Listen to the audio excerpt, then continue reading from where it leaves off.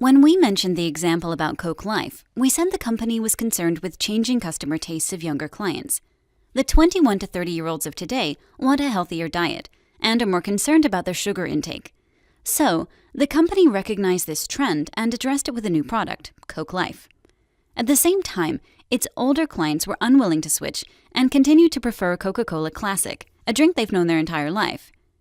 Recognizing the soft drinks market is made of customers with different tastes and desires is crucial for all companies operating in the market.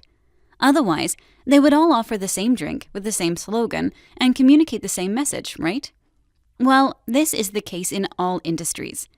In 99% of the cases, the market for a product is made of people who need a different version of it. The car market is a great example. It shows us that different market segments prefer different types of cars. And that's why car producers come up with so many models. People living in cities prefer smaller cars, as one of their main struggles is finding a parking space. Folks living in the country like pickup vehicles as they're useful for transportation of farm animals? Well, everything that must be transported in a farm. Younger people are interested in design. They will sacrifice functionality for good looks. But that's not the case with young family couples with children. They're in the market for a van or a combi version as they prefer having extra space. And the list goes on. Every group is made of people with similar tastes and desires, and who expect a certain version of the product. So we can say each group forms a separate market segment. It's much easier to understand a market if we dissect it into groups and define the segment. By doing this, we can offer a product corresponding to the one people want. But how do we perform market segmentation?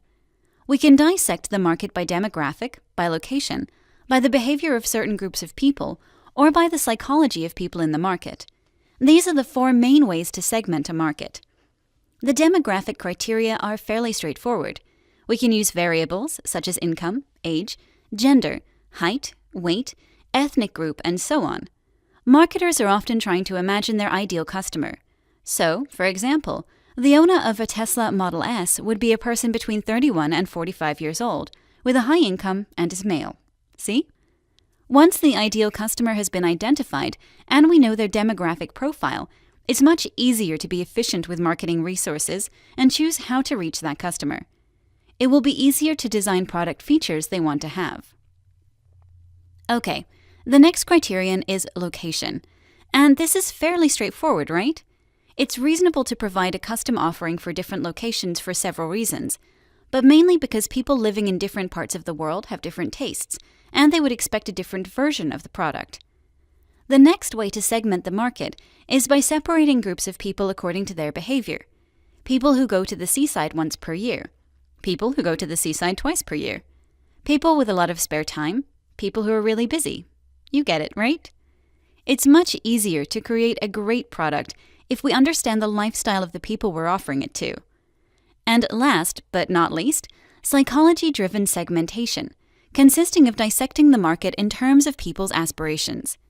People who want to show they are successful would spend extra on watches, sports cars, luxury furniture, and so on. They're eager to use these items as a status symbol. Okay, this is how we can segment a market and create products desired by a particular market segment. In our next lesson, we'll discuss how companies choose a market segment and pursue it as their target market. Thanks for watching.